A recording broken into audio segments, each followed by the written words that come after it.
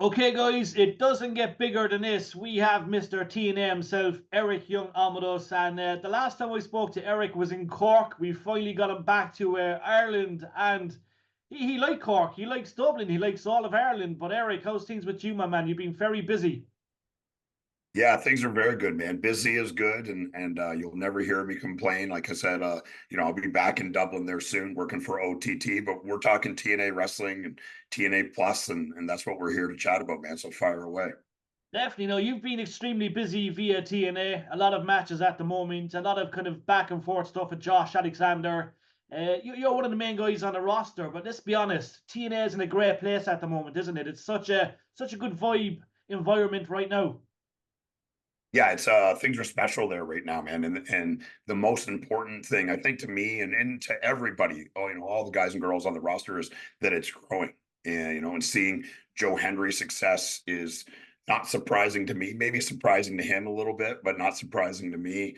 And lightning in the bottle, man. Like you see in his name and his song and stuff pop up all over the place. And the good vibes that we have going forward, the TNA Plus app made by Endeavor is, you've been on it. It's slick as can be. I mean, literally the easiest way and probably the cheapest way to watch everything that goes on. You get all that old content. There's probably a million matches of mine on there. I don't know. I've lost count. But yeah, it's a very exciting time for all of us. And most importantly, I think, is an exciting time for people that are fans of TNA wrestling because they're finally saying, like, we've been shouting this for months and years of how good it is and why we watch it, and now the rest of the wrestling world is starting to figure it out. Definitely. And look, we're going to speak of TNA Plus 2004. You had that beautiful blonde head of hair. Oh You know what yeah. I mean? It's a long time ago, but listen, a lot's changed. But let's talk about the early days. Obviously, that was an exciting time for you, Eric. Yeah, I mean the early days are, some of my most memorable. And you know every other week it seemed like I was kind of pitching myself like, there's Raven, there's Sting, and there's Ken Shamrock, and there's these, like Jeff Jarrett is one of my best friends, and it's wild. It's just it was a wild time, going over there 2004, 2005, and then watching what it grew into by 2006 and 2007. And watching guys like Kurt Angle come over. Christian was a huge part of our success, and another very good friend of mine. Yeah, man, it was cool to be part of that underdog kind of underground TNA, and then watch it grow into the mainstream and get on Spike TV. And in no way were we ever competing with anyone else, but we were a legitimate alternative. We were wrestling in sold out buildings all over the world. I can't remember the name of the. It was like a boxing club in Dublin, and it was all wood. I remember I loved wrestling there. I don't remember what it's called, Yeah, but the I National remember Stadium. Yeah. National Stadium. That's it. And like every time, everyone couldn't wait to go because the crowd was always insane, and we just pack them in, and it was hard to go to sleep after those. And I was at them shows. That for us was surreal because look, you at that time you only had probably one other organization, but when TNA came to Dublin, it was chock a block, sold out. We got to see like so many big names. You mentioned like Kurt Angle, Jarrett, all the lads. They were surreal times, and 20 years later, we're back on the up. Obviously there was a transition, and we're glad to see the way it is right now. But yet again, it must be a great honor for you, Eric, to be part of it today, and seeing you so active and still, giving us incredible matches. Yeah, I mean TNA, those three letters are something that I take great pride in, and it's definitely my home in wrestling. It's where I started. It's where Eric Young, the TV personality was birthed, and I've done all kinds of different things, and I've been lucky to be part of a brand that is very special to a lot of people, and most importantly for me, like special to me. It's just something that I take a great deal of pride in. And right now, seeing these numbers go up, and we're going to be Slamversary in Montreal coming up, sold out completely. They've had to like rechange like where the ring's going to be and open up more tickets, and that just means that it's growing, and people are starting to find out about it and find out that it's the real deal, and it's a pro wrestling show made for pro wrestling fans. And I got a lot of pride in those three letters, man. Definitely. And we speak of Canada. Look, it's always great to see, big time wrestling return to Canada. That will mean a lot to you. And obviously Bret Hart's birthday today, an iconic Canadian man. But it's that must mean a lot to you to see, obviously TNA, going back and forth to Canada. And it's what Canada needs. I lived in Vancouver. I know how proud they are of wrestling, and it's a big thing. Yeah, it is. And pro wrestling has always been popular there. Montreal is, in my opinion, one of the coolest cities in North America, if not the world. And I don't think we haven't been back there in 12 years. So I'm excited to be part of that, to see, how the card is shaping up and thinking about what it'll be and what it'll mean to TNA wrestling. Yeah, dude, it's just it's going to be such a huge event for us and for wrestling. And just to be tied to it in any way is a massive honor. It's going to be special night, man. It's going to be a really Oh, special night. definitely. Definitely. Now, we mentioned Josh Alexander. Look, a guy that you've teamed with and fought against, numerous times. Obviously, a great guy. He's an absolute specimen, isn't he? He's a great athlete, and he's got a massive future as always in TNA. Yeah, I mean, one of the bright stars there, a guy that I respect a great deal, a guy that did it, came in and worked independently and cut his teeth and got himself in shape and did things very similar to how I did it. And we both have the same barber, if you can't tell, we have the same hairstyle. But yeah, a guy that I respect a great deal, and the fact that our paths have gotten across and our stories are interlinked is something that's special to me. Him being Canadian and me being from there, him and me kind of breaking in and cutting into the industry in the same area at two different times. I was kind of had get moved away and started wrestling for TNA Wrestling when he was really getting going. Um, but there's a special bond there between me and him. There always has been, and a guy that I respect completely, and a guy that I know, if he has the world title again, TNA is in good hands because he represents everything that's right about pro wrestling. He's an absolute pro, a beast in the ring, a professional, and a guy that people should be modeling themselves after. Definitely. No, you've been around that TNA locker room for so long, Eric, and look, it's been 20 years, via TNA 2004, and obviously a lot longer on the road. What advice would you give to the guys in the locker room today, the younger guys? Because look, I mentioned storytellers, and Bret Hart being one of them. He's one of the best ever. But I think when it's all said and done, many years from now, you're still extremely young. So many more years to come. But I think you'll be one of the best storytellers as well. Your knowledge, your insight. Cool guy to speak to. What advice would you give to the young lads in the locker room today coming through, especially from the UK and Ireland? And we're hoping that we do get an Irish guy in TNA very soon.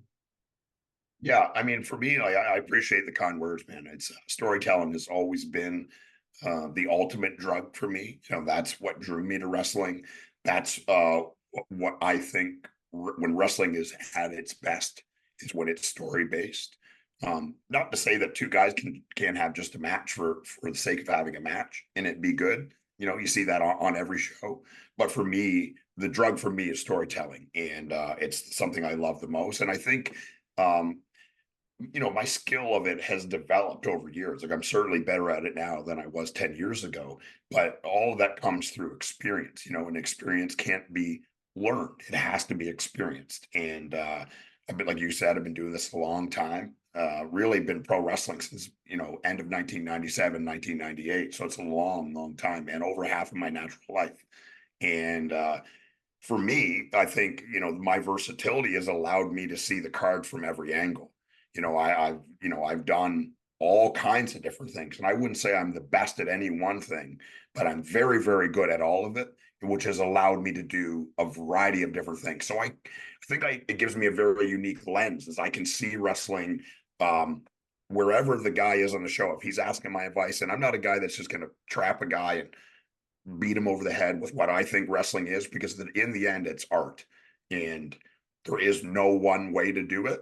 If he asks my opinion, I'll give him what I think, and that always comes from experience. That's my number one tool, and I think anybody that's good at this will say, as the longer they do it, the better they get at it. Their body may betray them, and they may not be the athlete they were, but I'm 10 times the pro wrestler I was when I was 30 or when I was 25. Like it's just night and day different. I was maybe a better athlete then, moved a little bit better, didn't carry as much weight or whatever you want to call it. But yeah, I think experience is my number one gift. And if anyone asks for my advice, I try to give it to them. And my number one thing is be open to everything, because you don't know what you're really good at until you've done it. Never done comedy wrestling a day in my life before I started in TNA wrestling. So I did 8 or 9 years of being the funny guy, and it worked out okay. Definitely. And like, as you said, it's been a beautiful road for you, Eric. Do you think it's changed much? Obviously, look, we're talking the late 90s, to now. Obviously, a lot's changed, times are different and stuff, but you clearly still have Sure. that hunger. You still love it a bit, don't you? Yeah, it's my number one passion in my life, and I have the word passion tattooed across of my back, at the top, because in my life, and I think if you let passion guide you, you can never go wrong. And my goal is to be happy and be fulfilled. Money has never been part of it. Fame has never been part of it. Stuff, being on TV has never been part of the equation for me. For me, I'm going to do what I'm passionate about. And I'm still passionate about pro wrestling, and I'll do it as long as I can do it at a high level. I don't want to be old and young guys having to be carrying me around or lead me through good matches. As soon as I think that I can't do it at a high level, I will disappear and you will never see me again. But yeah, passion is the most important thing. And my number one passion for over half of my life has been pro wrestling, and I love it. It's given me everything in my life. Everything I have, it's been given to me by pro wrestling. With the TV shows and all these other things, those doors were open because of pro wrestling, and I've loved it since I was 3. I'll probably never stop loving it. It is. I said it earlier. It's art, and it changes. It's like anything, right? It evolves and it changes into something else. But I still love what it is. It's I get to do it here at TNA Wrestling. I get to do what I believe in and what makes me happy, and get to pursue my passion of pro wrestling in the way that I want. So that's why I'm here. I love it. Now, Moose has to watch his back. He's the current TNA World Heavyweight Champion. You know all about heavyweight titles. You've had many of them over the years, and he's a guy that will have to watch his back. But obviously, we know you're very ambitious, and we know you have many, many, many, many miles on the clock, many years to go. And is that something you would like to, go after in due course? Look, I think it's very near yet again. I've been watching your path these last few months, but obviously that's something you'd like to do again, and obviously be the main man in TNA when it comes to the title itself. Yeah, that's my number one goal. My main focus is on being world champion. And growing up a kid in Canada, you'd hear guys that had won the Stanley Cup before. And they say once you win it once, it makes you want to win it even more the second time, because you know what the feeling is like. That's a drug that can't be purchased. You can't buy that. It's not for sale. You got to earn it. And for me, like, that's the ultimate drug. That's what I live for. I want that responsibility. I want that pressure. I want people to count on me. I want a company to count on me and say, you're the guy, and that's what I'll be pursuing. I got to wrestle Moose for the world title, you know, 20 minutes from where I grew up. And that was a very special night for me. Win, lose, or draw. I said it in a promo. I would give 1,000 lifetimes to be in that position again, and I will. I will give 1,000. Everything that I have will be given to pro wrestling so I can be in that position again. Whether it comes or it doesn't, that's not what's important for me. Is that's the goal, and that's what drives me to wake up every day and work every day, and try to have good matches and try to win and try to do all these things right so I can have that feeling again, because it is an unpurchasable drug, and I want it again. I think it's going to happen soon, Eric. I do. And it's look, there's many dimensions changing in world wrestling today, but it's something that we wouldn't dare speak about a couple of years ago. But obviously, we have to mention WWE, and they're Right. looking at TNA a lot, Eric. They're loving TNA. They want TNA. They want every bit of TNA. We're seeing superstars crossing, coming back and forth. I would love to see Eric Young at the Royal Rumble 2025. I think that's something I'd love to see. But listen, it's an exciting time, and surely it's only a good thing when you have two incredible organizations wanting to work together in some capacity.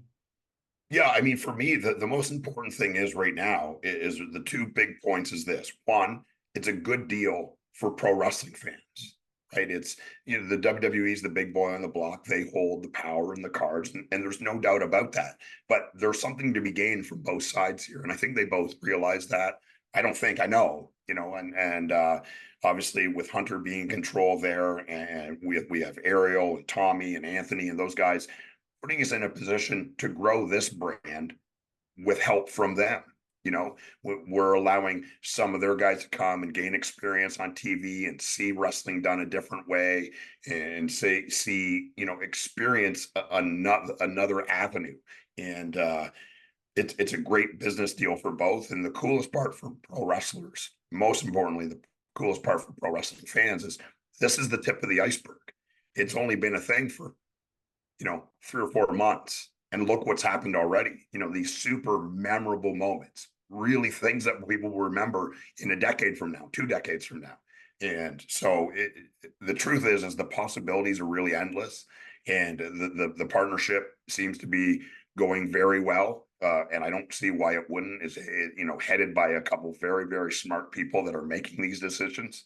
So the coolest part for me is that for pro wrestling fans, it just gives this other thing to talk about, this other thing to think about that, like you said a few years ago, was unthinkable. Yeah. You could pretend in a perfect world that it was possible, but it just wasn't. And now it is. And it's just the start. It's just the beginning. So it's an exciting thing, man. It's a really cool thing for pro wrestling and a really cool thing for us. Definitely. Like, I'm looking forward to what's ahead. And who knows? We might see Eric Young appear at the Royal Rumble 2025. But who knows? He might turn up at SummerSlam and just take out someone. We don't know what's ahead. Never But know. never know. Last question, we have to mention European tours. And look, I know you love Ireland. I know you love the UK. We've been blessed to have a UK tour last year, but hopefully we get a TNA UK tour in 2024, maybe 2025. But Eric, you're all for that, aren't you? Oh yeah, for sure. And I know that things like that are always in the work. Like you said, the last one was a huge success. It's never long enough. I think it was 5 or 6 days. Yeah. But yeah, it was awesome to be there again and to bring our brand of wrestling to that part of the world. It's one of my favorite places on the planet to be. I'm going to be over there. Like I said, I'm in Ireland on the 14th, and in and around Newcastle on the 13th. 16th, I'm in Wales, and then I'll be flying to Montreal. So racking up the sky miles and doing what I love, man. And the hope for, I mean, I know the roster, it's unanimous. We can't wait to come back there. I know there's been some discussions about maybe, there could possibly be TV or another pay-per-view done there in the future. So it's all happening, man. And it's very excited to be part of it and to see the possibilities that are opening up for TNA wrestling and for me. So it's a very exciting time. Definitely. What did you say to me in Cork? Was it Guinness or Murphy's? I think it was Murphy's or Guinness. It was one of them, wasn't Well, it? I'll drink anything, but I actually a really good buddy of mine that was from the fishing show that I did. His name was Donica Dempsey, and he grew up in Tipperary, and he forced me to drink Guinness when I went in 2010. We worked at what did you call it? What's the building in Dublin? Oh, the Heineken building, is it? No, the one in Dublin, the Oh, the National Stadium, is stadium, it? and yeah, National Stadium. Yeah, We yeah. worked there, but the day before we had off. So me and a bunch of guys went out and we went to a couple of places that he had suggested, and I drank my first Guinness and I was like, man, he's right. It's different there. It's not. It doesn't taste the same here, and I don't. Anyone that says it does, it's crazy. So the first thing I'll do landing in Ireland is I'll get a Guinness, day or night. I love it there. I think I drank about 50 or 60 of them Yeah, I that remember you night. saying that in Cork. Full Yeah, full of iron and good stuff. People, yeah, anyone it's that good drinks for you. Guinness and Murphy's, yeah, they live a long life. But listen, Eric, we can't wait to see you in Dublin. We're looking forward to OTT. We will be there. Hopefully, we get the UK tour as well, and we'll be there. But listen, it's an honor speaking to yourself as always. I'm hoping you're going to be the TNA World Heavyweight Champion in due course. But you're a legend. We've got massive respect for you here in Ireland, and we'll see you soon, my man. Thank you very much. Cheers, man. Yeah, I'll see you soon.